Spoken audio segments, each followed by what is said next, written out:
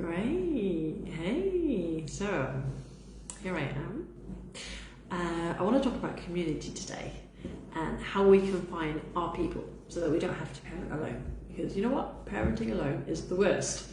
And sadly, due to the pandemic and what the last 2 years have put us through, we've been forced into a really lonely corner. And I don't want that for parents anymore. So I have 7 ideas for you. We can go through them today and you can see which ones are useful for you, where you can find your people, your village to help you raise your children.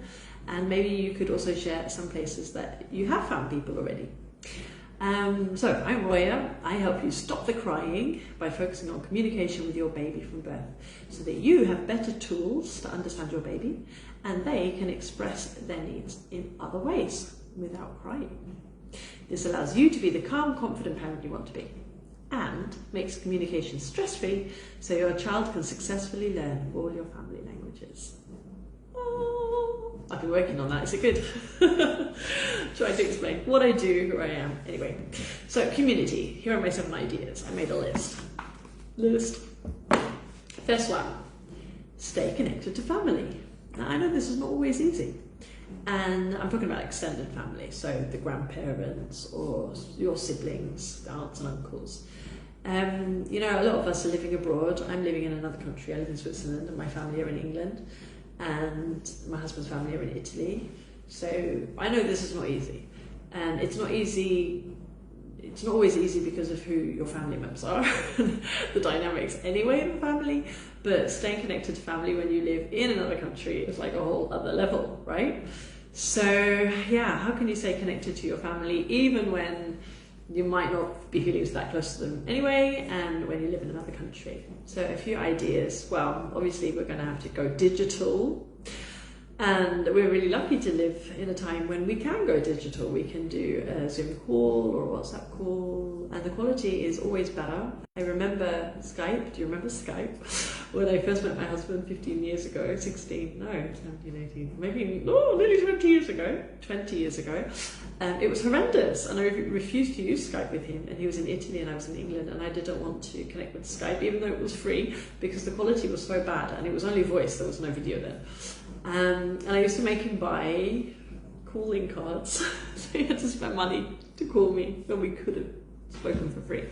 So we should really appreciate these digital tools that we have, these video calls. If a video call sounds like too much, then you don't have to do that. You don't have to switch your video on.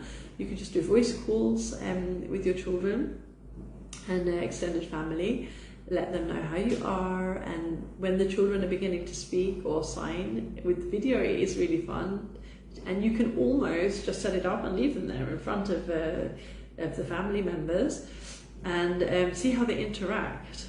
It's kind of good. And for grandparents who aren't quite sure what to do yet, it could be as simple as giving your baby a banana and your grandparent or whoever is on the other side of the video call has a banana and they eat a banana together. How cool is that? It's really easy, really simple, and it's a connection between your grandparent and your baby. Voice notes are really lovely. We use those a lot and they can be played back and again, which is nice for small children. And an old-fashioned letter. Get the baby a piece of paper and a crayon and let them scribble all over it. Why not? Gives you 5 minutes piece. And then you can actually, maybe also include a few words yourself, but if you're too pressed for time or whatever, it doesn't matter. Put that thing in an envelope, get your baby to stick a stamp on it, and get the baby to post it, like actually post a letter. It's amazing how much a little scribbledy drawing arriving in your post box can lift somebody up and make them happy, and I think that's a win-win. So that could be another idea. Do you like that one? I don't know. But no stress. I mean, you don't have to write out a whole letter about how your day is going and all that and wait 2 or 3 days for that to arrive. That's not the purpose. It's more that you're giving your child something to do and your grandparent or uncle or aunt or whoever feels connected to them by receiving this cute scribbly drawing. It's happy post. Snail mail is happy post. Those are my first ideas. Staying connected to family or friends that live far away. Second one, I've written down baby activities, clubs. So what kind of things? Maybe like mum and baby exercise classes can be quite good. In Delft, where I used to live, there was Mum in Balance. Actually, I think that's quite international. So you could Google Mum in Balance. I know it's in America and it's in Europe. See if there's one close to you, where you can go with your child and exercise. Actually, I think you can. I'm not completely sure. I did it while I was pregnant. So they do pregnant classes. And then I think once you've had the baby, you can go with them, take the baby with you to do the exercising. But there's often mum and baby things to do around. So that's another idea. Then, share and care groups. Have you seen these share and care groups around? So where I lived in Delft, I was an admin for one. It was just a Facebook group, but it allowed parents who are living in a local area to connect in this Facebook group and offer things that they didn't need anymore that they could give for free to another family. So it's a bit like having your brother and sister's kids, you know, the cousins' clothes. So when I was growing up, we used to get a lot of clothes from my cousins or from other friends who had children the same age. And it's a way of having that, even though you're not living close to this extended family that would normally share stuff with you. This is really good also for your wallet. It helps you save money, it's good for the environment, but it also helps you connect with people locally to you. So I made some really nice friends through being the admin for this group. If you can't find one near you, they're really easy to set up. And I have just set up one in Geneva a few months ago, and it's growing really fast.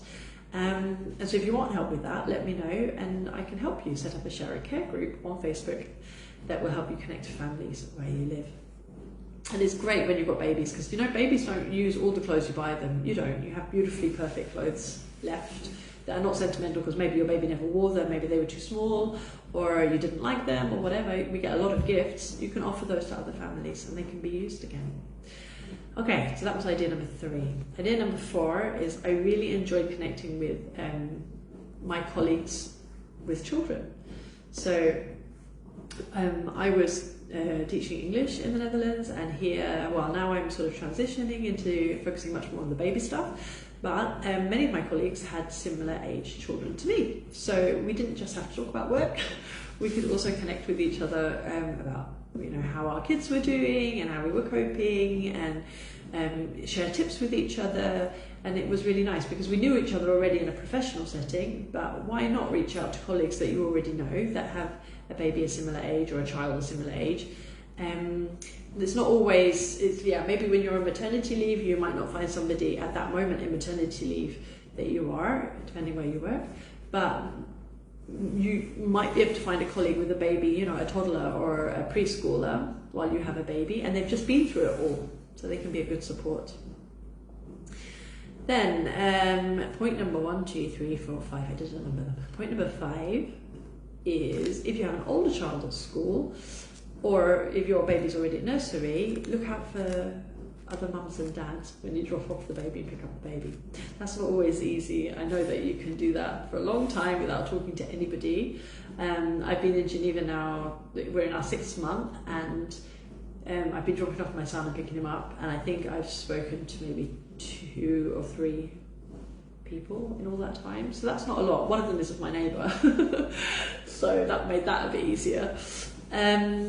But you never know. In Delft, we connected and clicked with a lot of the mums and dads that were also doing drop off and pick up, and it helps when your child is going into school with all the others, so then all the parents are new together, and then that's much easier to connect. Whereas now coming into Geneva, everybody's established already who they are and who their friends are and stuff. So I think when my daughter starts school in September and there are other new mums and dads bringing their kids to school, it would be an opportunity for me to connect with people then, because everybody's looking at each other and ready to make connections.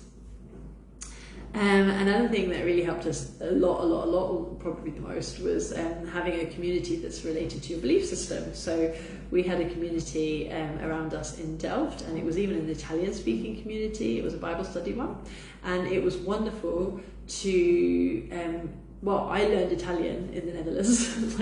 I moved to the Netherlands to learn Italian, because that was our main community, was an Italian community, and I had a lot of help with my children from them too, and it was just a joy.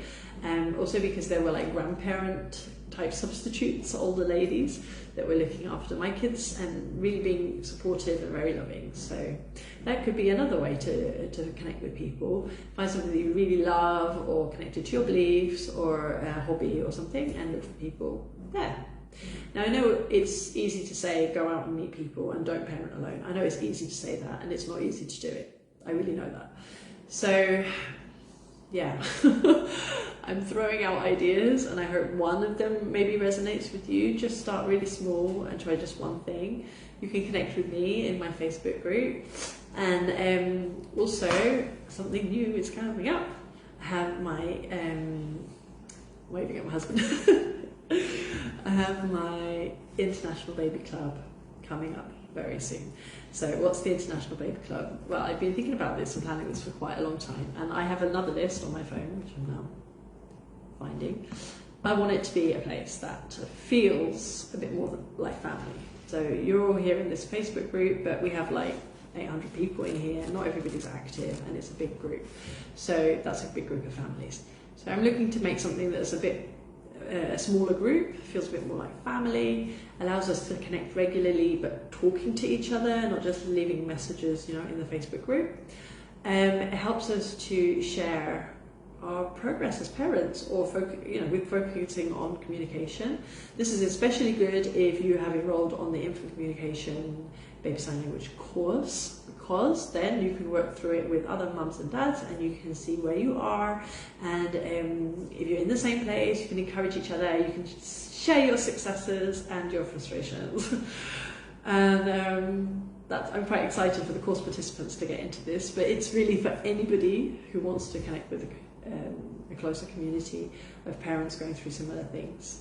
I wanted to give us more space to ask questions, to support each other, and also to let us get to know each other's babies a little bit. Wouldn't that be nice? Mine aren't really babies anymore, but yeah, we can chat about our kids and the stages that they're in. So I am getting all of this ready. I think I will have everything prepared, everything laid out, all the details and everything, I hope next week. I'm excited. But the idea is that we will have a monthly meetup on Zoom, and that we will have a resource library that you can access with lots and lots and lots of videos with interesting things related to raising multilingual babies, stopping the crying, and communicating with your baby from birth. Also potty training. I've got lots of ideas. I'm connecting also with some experts and professionals, baby professionals. So I'm talking with a sleep consultant, and I have a good colleague that I've worked with a lot, who is a support consultant for multilingual families as the children get older. She is your person, and family coaches, and the list goes on. So I'm hoping that I can arrange some events with these professionals, some workshops, or some like Zoom meetings where you can ask your questions, so that you get loads of value out of the International Baby Club. So that is coming soon. All right, I think that's that for now. I'm going to go get ready to get my son from school, and I will see you around. Let me know what you think. Where do you find your community? Where's your tribe and village? And what do you think about the club? What would you like to see there?